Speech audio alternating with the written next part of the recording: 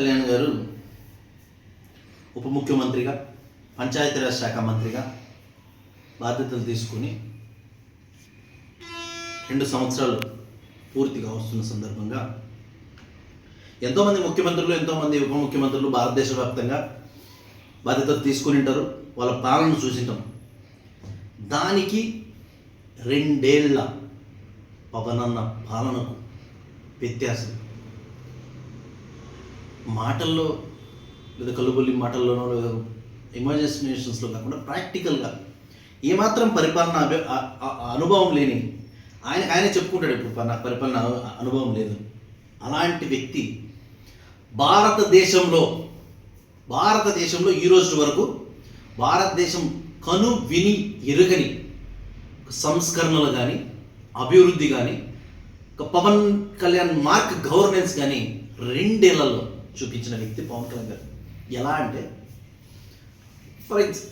ఏదైనా కానీ గత 5 సంవత్సరాల్లో వైసీపీ ప్రభుత్వం చేసిన కార్యక్రమాలని మనం 5 సంవత్సరాలు అయినాక కంపేర్ చేస్తే అప్పుడు డబల్ ఉన్నా కూడా ఓకే, చాలా బాగా చేసినట్టు. అలాంటిది గత వైసీపీ ప్రభుత్వం 5 ఏళ్ళు చేసిన అభివృద్ధి, ఫర్ ఎగ్జాంపుల్ పంచాయతీరాజ్ అంటే సీసీ రోడ్లు, బీటీ రోడ్లు, సీసీ రోడ్లు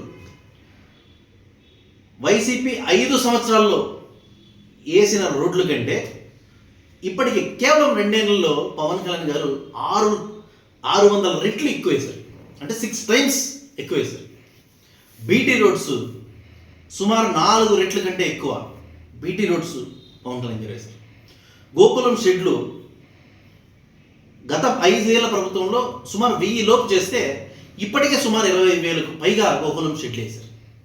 వన్యప్రాణుల కోసం నీటి తొట్లు వైసీపీలో చేసిన లేదనుకోండి, పవన్ కళ్యాణ్ గారు కొన్ని వేలల్లో పవన్ కళ్యాణ్ గారు చేశారు.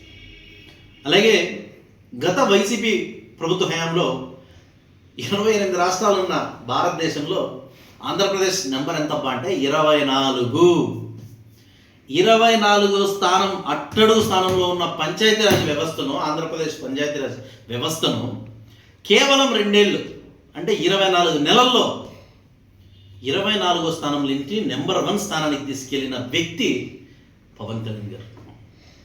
భారతదేశ చరిత్రలో ఆంధ్రప్రదేశ్ కూడా నెంబర్ 1గా నిలిచింది లేదు స్వాతంత్రం వచ్చినా. మళ్ళీ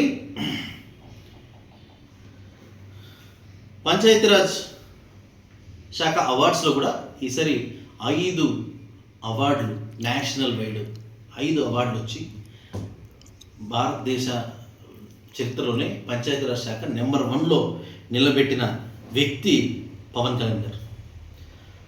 ఈ భారతదేశంలో ఎవరికీ రాని వినూత్న ఆలోచన, మ్యాజిక్ ట్రైన్స్ కానీ, లేదా ఈ ఏనుగుల ద్వారా రాయలసీమలో కానీ మిగతా ప్రాంతాల్లో ఎక్కువ రైతులు పండించే పంటల్ని నాశనం చేస్తా అంటే దానికి ఒక వినూత్న ఐడియాతో కుంకి ఏనుగుల్ని, టెక్నాలజీని యూజ్ చేసి ఆ కుంకి ఏనుగుల ఆపరేషన్ తీసుకురావడం కానీ, లేదా అడవిలు ఎర్రచందనం కానీ అడవుల పరిరక్షణ కోసం హనుమాన్ ఆపరేషన్ తీసుకురావడం కానీ, ఇలాగా ఆయన చేపట్టిన ప్రతి శాఖలో Panchayati Raj, rural development, water supplies, Jal Jeevan పేరుతో కూడా జలజీవన్ పథకం అనేది కేంద్ర ప్రభుత్వం దాని కాలపరిమితి అయిపోయినా కూడా పవన్ కళ్యాణ్ గారి పట్టుదలతో, ఆయన అడగడంతో దాన్ని కూడా ఇంకో 3 years పొడిగించి ఇన్ని అద్భుతమైన కార్యక్రమాలు పవన్ కళ్యాణ్ గారు చేసింది ఎప్పుడయ్యా అంటే కేవలం 2 సంవత్సరాల్లో.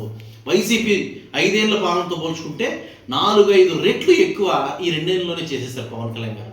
సో అలాంటి 2 ఏళ్ల పవన్ అన్న పాలనను దగ్గరలో జనసేన పార్టీ నాయకులందరూ కూడా, మేము కూడా అనుకుంటున్నాం, దగ్గరలో ఒక కార్యక్రమం పెట్టాలా. ప్రతి ఇంటింటికి పవన్ కళ్యాణ్ గారు 2 ఏళ్ళు పాలనలో ఏమేమి చేశారో, వాళ్ళు చేసిన అచీవ్మెంట్స్ అన్నీ కూడా ప్రతి ఇంటికి తీసుకెళ్లాల్సిన బాధ్యత జనసేన పార్టీ నాయకులపైన, కార్యకర్తలపైన, అందరిపైన ఉంటుంది.